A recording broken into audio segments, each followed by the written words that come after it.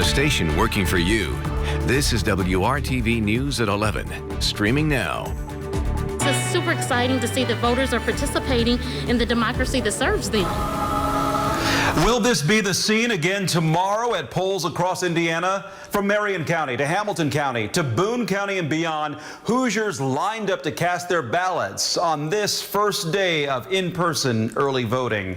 Good evening to you. I'm Mark Mullins. I'm Amanda Starrentino. WRTV's Cornelius Hawker is working for you, sharing what you can expect if you choose to vote early, including some changes to handle record-setting turnout. Throughout the day, people told us their reasons for getting out to cast their ballot in this record-breaking first day of early voting. Very excited because I came from a communist country where voting is really hard. Just to beat the crowd, make sure that I don't get caught up in the rush, and just to get it over with and out of the way, make sure I exercise my right as early as possible.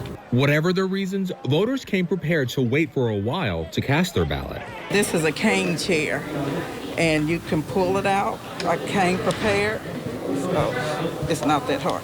See, and I was prepared to sit out there and wait.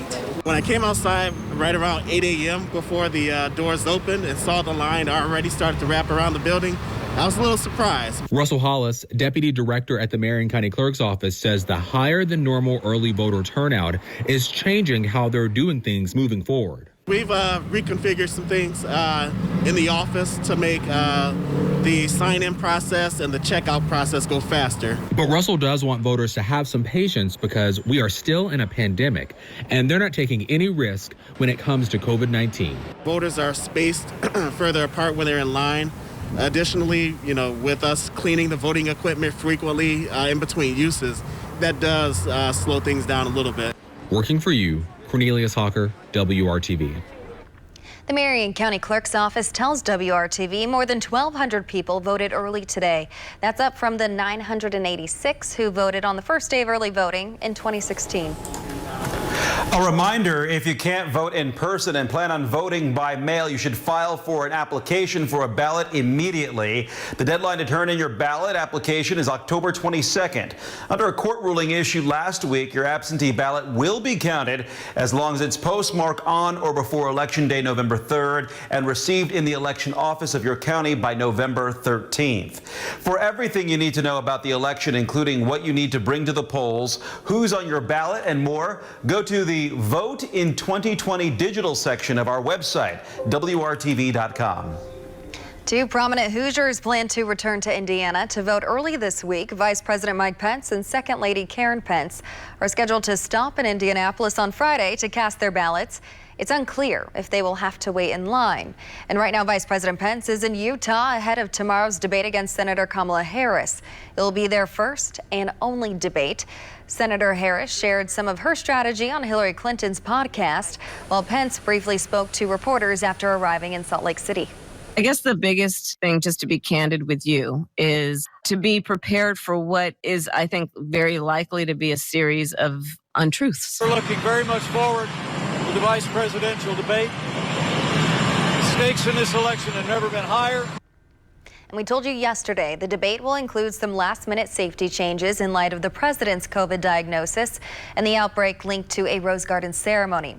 The candidates will now be seated at least 12 feet apart, and the Commission of Presidential Debates is honoring Harris's request for plexiglass.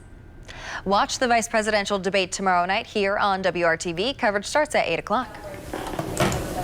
The next presidential debate is scheduled for next Thursday, October 15th. But tonight, Joe Biden said that should not happen if President Trump still has COVID. ABC's Elizabeth Schulze reports this comes as more members of the administration test positive for the virus. A COVID outbreak in the White House reaching all the way up to President Trump, continuing to spread. Top Trump aide Stephen Miller saying he has tested positive for the virus and is in quarantine. Miller now part of a list of at least 24 people who've been at the White House over the past 10 days and have tested positive. Also on that list, Admiral Charles Ray, the vice chairman of the Coast Guard. All but one of the Joint Chiefs of Staff are self-quarantining after Ray's diagnosis as a precaution. With the nation's top military leaders now working from home, the Pentagon insists there's no change to the operational readiness or mission capability of the U.S. Armed Forces. As the virus infiltrates the federal government, President Trump is once again downplaying its threat, saying this in a promotional video. Don't let it dominate you. Don't be afraid of it. You're going to beat it. More than 210,000 Americans have died from COVID-19, and cases are rising in 32 states. But Trump tweeting out false claims that COVID is no more deadly than the seasonal flu, a post that was marked as misinformation by Twitter and taken down by Facebook. President Trump also tweeting that he won't negotiate another coronavirus stimulus package until after the election. That tweet sending the stock market tumbling. Joe Biden responding in a statement accusing the president of turning his back on struggling small businesses and frontline workers. During a campaign speech in Gettysburg, Biden continued to stress the importance of wearing a mask after President Trump dramatically removed his mask almost immediately after returning to the White House from Walter Reed Medical Center. Wearing a mask is not a political statement. It's a scientific recommendation. As for the president's health, the White House physician who initially falsely claimed Trump had not received supplemental oxygen now says the president is reporting no symptoms and that his vitals are stable. Elizabeth Schulze, ABC News, Washington. When it comes to the president's decision to end stimulus talks, here's what that means. No additional federal funding for a second round of stimulus checks, unemployment, the Paycheck Protection Program, SNAP benefits, and COVID testing or contract chasing. The state Indiana has not spent all of its money from the previous economic package, but Marion County and the city of Indianapolis have allocated all of their funds from the CARES Act. Now to the latest on how the pandemic is impacting Hoosier lives. There are now 1,138 COVID patients in hospitals across Indiana, according to the latest report from the State Department of Health. 30 newly reported deaths happened between September 25th and yesterday, and 990 new positive cases were reported between Sunday and yesterday. If you live or work in Indiana, you can get tested for COVID at no cost. Register by going to lhi.care/COVID testing or by calling 888-634-1116. If you need a flu shot, the Marion County Public Health Department is offering a walk-in clinic tomorrow. It goes from 9 to noon at Old Bethel Church on East 21st Street on the far east side of Indianapolis. Health experts say getting a flu vaccine is even more important this year to help avoid the possibility of hospitals getting overwhelmed with flu and COVID patients. Flu shots through the health department are $20. Children younger than 2 years old get vaccinated for free. Medicare and Medicaid are accepted. Now to the forecast. Tomorrow will be a great day to take a stroll along the canal. WRTV Chief Meteorologist Kevin Gregory is tracking summer-like temperatures. And I know, Kevin, a lot of people are hoping for some cooler temperatures at this point. There's a little of both, but we've redefined cooler. I'll share that with you in just a little bit. Warmer tonight means warmer tomorrow morning. Temperature still at 65 in Muncie. Indianapolis at 61 degrees. Here are your headlines tomorrow. Amanda mentioned warmer, summer-like 80. The anticipated high temperature with gusts over 20 miles per hour, and that comes with tons of sunshine. There's the sunshine. It carries our temperature by noon into the low 70s, pushing that 80-degree temperature later in the day. If you didn't see it fly over tonight, you'll have a chance again tomorrow night. I'll have all the details for our Wednesday night space station flyover, and the skies will be clear. Those details in just a few minutes. An Anderson police officer seen on video appearing to use a chokehold on a man is returning to active duty. The city's Board of Public Safety has cleared Officer Brandon Reynolds of any wrongdoing. The board ruled that Reynolds did not violate the police department's code of conduct and did not use improper force during this arrest in June. The other officer on the scene was already cleared in the investigation. Now to Texas, where a police officer faces a murder charge tonight after shooting and killing a black man. ABC's Marcy Gonzalez reports witnesses say the victim was trying to break up a domestic violence situation. This Texas police officer now in jail charged with murder after shooting and killing a black man at this convenience store. Witnesses say Jonathan Price was trying to defuse a heated argument between a couple at the store in Wolf City Saturday evening. Civil rights attorney Lee Merritt writing on Facebook that when police arrived, Price raised his hands and attempted to explain what was going on. He writes the police officer fired tasers at him, and when his body convulsed from the electrical current, the officer perceived a threat and shot him to death. Oh, Lord. Answer my son. Oh, my baby. That heartbreak echoing through this small town an hour northeast of Dallas, where Price was a city employee who worked with and coached children and had a personal training business. Honestly, the nicest, kindest guy you could ever meet. His childhood friend, former Boston Red Sox player Will Middlebrooks, posting about Price's death on Facebook, writing, "This was purely an act of racism, period." More than 100 people marching Monday night, sharing that outrage. Black people aren't making it up. We're not playing a race card. There is a problem. The Texas Rangers arresting Officer Sean David Lucas, writing in a statement that when Lucas tried to arrest Price, the 31-year-old walked away in a non-threatening posture. Investigators confirming Lucas tasered, then shot Price, adding the preliminary investigation indicates the actions of Officer Lucas were not objectively reasonable. I wanted to see the man get what coming to him, what he's supposed to have for killing my son. Lucas is now on administrative leave, and the 22-year-old is being held on $1 million bond. Marcy Gonzalez, ABC News, Los Angeles. Coming up, he famously built his own guitar and redefined how to play it. As the music world mourns the death of Eddie Van Halen, we'll take a look back at how his influence lives on. IMPD is asking for help in their search for an angry McDonald's customer, the crime she's accused of committing, and why. We can say all we want, that we're open and that we've got these safety protocols, but if there's no movies, people aren't going to pay attention. Can movie theaters survive the pandemic? Why the industry is still suffering despite crowd restrictions easing around the country.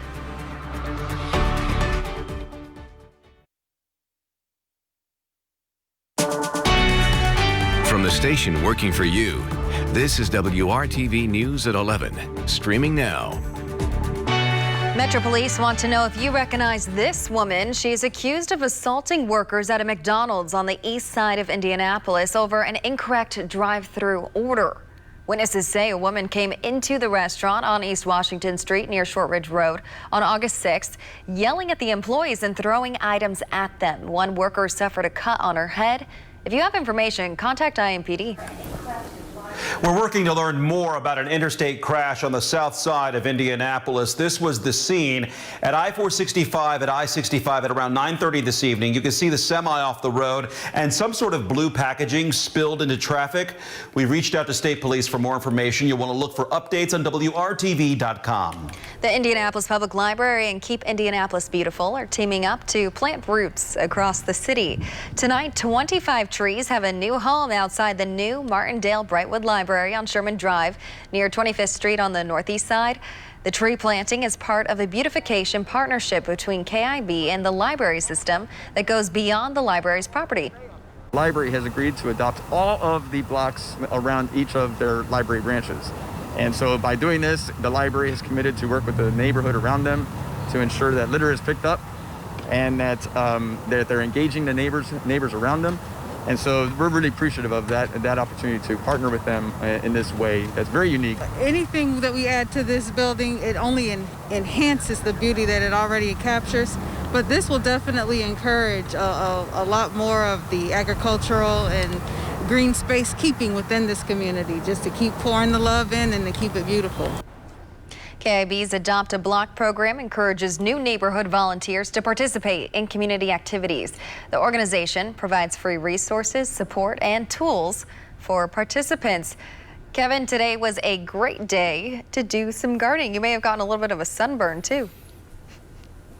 Oh, yeah, we've got more sunshine in the forecast. We need some rain, though, whether you're planting trees or whatever it happens to be. We'll have the sunshine. We all need that as well.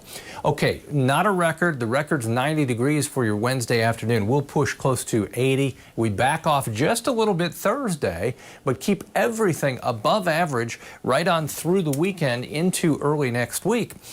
Now, the big story, the national weather story, will be Hurricane Delta. Should make landfall late this week down in the Louisiana coastline, potential to be a major hurricane. The remnants will turn north and east, going through Mississippi, then into Tennessee and potentially Kentucky. That will put us in the cone that may be impacted by the remnants. We could certainly use the rain. Indications are along and south of the Ohio River is where the more widespread beneficial rain will be, but computer models do bring some rain up through the southern half of the state. We'll keep our eye on that. First thing in the morning, temperatures in the mid-50s. We start warmer, we end warmer. A noon temperature of 72. There are your afternoon highs, bouncing around a little bit up and then down for Thursday and right back up Friday to end the work week. Windy conditions once again. We had wind gusts to 30 today. We'll see winds gust during the day tomorrow, 20 miles per hour to 25 out of the southwest. Late in the day, the wind becomes northwest. That's why we'll be slightly cooler as we get to Thursday. There are the high temperatures, all above average, pretty consistent across all of central Indiana. This will be a great space station flyover. What makes it great? It's a long period of time, 6 minutes, and it's well above the horizon, almost directly overhead. This appears at 7:48. I need to put on my glasses, make sure I'm getting this right. 7:48, low in the northwest. It'll be a steady white light. You'll be able to follow it almost directly overhead before it disappears in the southeast 6 minutes later. Thursday forecast includes lots of sunshine once again, only slightly cooler temperatures. By the way, the information for the space station flyovers on my Facebook page, and I will talk about it during all the evening weather shows Wednesday. It's great family fun to see that. Our chance for rain Sunday, and it continues Monday and Tuesday as well. All right, looks good. Thanks, Kevin. A mommy movement in Madison County is growing. Mommy Movement Incorporated is the name of a nonprofit agency in Anderson that's dedicated to supporting women in different ways. Marcia Thompson started the organization last year after seeing a need in the community. Resources include a food pantry, clothing closet, and job assistance. Thompson says she knows what it's like to be a struggling single mom. Single mother myself. My children's father died when my son was 1.5 years old. So, you know, at that point, it was very hard. You know, you didn't know how do you continue on with life with no father for your children, no matter the situation that you are in. Thompson hopes to open an emergency shelter in the future. For more info about Mommy Movement Incorporated, go to WRTV.com and click on this story. A big blow to the movie theater business. Regal plans to suspend operations at all locations on Thursday evening until further notice. Casey Mendoza with our partners at Newsy learned that, like many industries, movie theater advocates say they need the government's help to survive. After Regal Cinema's decision to temporarily close, it's clear that movie theaters are still struggling to keep their doors open during the pandemic. As social distancing measures continue, the National Association of Theater Owners says the industry needs two things to stay afloat: new releases and federal support. We need the studios to sort of understand that there's never going to be a perfect market as long as we've got COVID-19 out there. And even with that, we are going to need help from the federal government. The association's Save Your Cinema movement calls on Congress to provide financial relief to cover existing expenses. The industry employs more than 150,000 people, and even though some theaters began reopening in August, it was at lower socially distanced capacities with fewer hours for workers and very few new movies to reel in audiences. At the same time, health experts are still warning consumers about the uncertainties of crowds and enclosed spaces, and states like New York haven't yet lifted their lockdowns on theaters. And we're looking right now at the possibility of about 2/3 of movie theaters having to close in the next few months. It won't necessarily be permanent, but they will probably have to lay off workers. They will quite possibly have to reorganize, financially. Some may go out of business. Cinema chains still in business like AMC and Cinemark are instituting mask requirements, social distancing guidelines, modified concessions, and enhanced cleaning procedures. But despite those efforts, industry leaders still say new releases are key to survival. We can say all we want that we're open and that we've got these safety protocols, but if there's no movies, people aren't going to pay attention. Films like Disney's Mulan went straight to streaming this summer, while other titles like Warner Brothers' sci-fi epic Dune was pushed back almost an entire year, from December 2020 to October 2021. The latest blow to theaters, delaying the release of a new James Bond movie for the second time to the spring of 2021. If a year from now we've lost a lot of theaters or lost a lot of audience, it's not going to be good for those movies that they're holding back. So everybody needs to take a little bit of pain right now, and things will be better down the line. Casey Mendoza, Newsy, Chicago.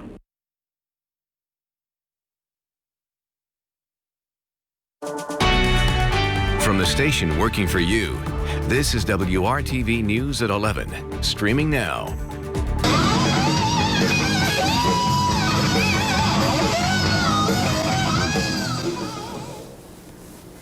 Tonight, the music industry is mourning the death of rock legend and guitar hero Eddie Van Halen.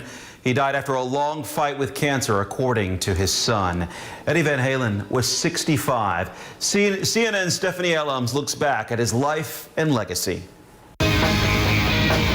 Eddie Van Halen was hailed as one of the greatest guitarists of all time. His riffing rhythm branded him a guitar god and raised the musical bar for future generations.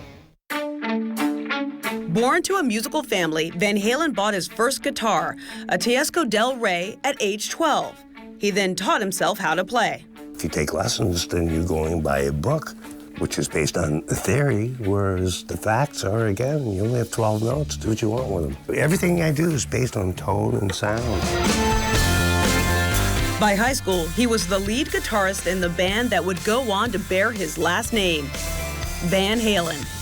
In the span of 4 decades, Van Halen released over a dozen albums. Their 1978 self-titled debut sold over 10 million copies and was certified diamond. Its second track, Eruption, featured an Eddie Van Halen guitar solo that forever redefined the instrument. Van Halen's signature two-handed tapping technique allowed him to reach otherwise impossible notes. The sound was intensified by a custom guitar Van Halen designed and built himself. He called it the Frankenstrat, or Frankenstein. Part Gibson, part Fender, the Frankenstein became its own trademark. The guitar is a pretty basic instrument. It's a piece of wood, it's got strings on it, tuning pegs, tailpiece, pickups, blah, blah, blah. Mine's more like a Formula One race car. Van Halen's design eventually evolved into his own guitar line. But even with a replica guitar, there's no replicating a Van Halen guitar solo. From the band's 1984 hit, Panama, to his Eruption sequel, Spanish Fly, to his collaboration with Michael Jackson's Beat It. Van Halen's fast-shredding speed solos will reverberate for all times. My whole life has been music. I could not imagine anything else. Eddie Van Halen, a musical genius who pushed life's strings to their limit.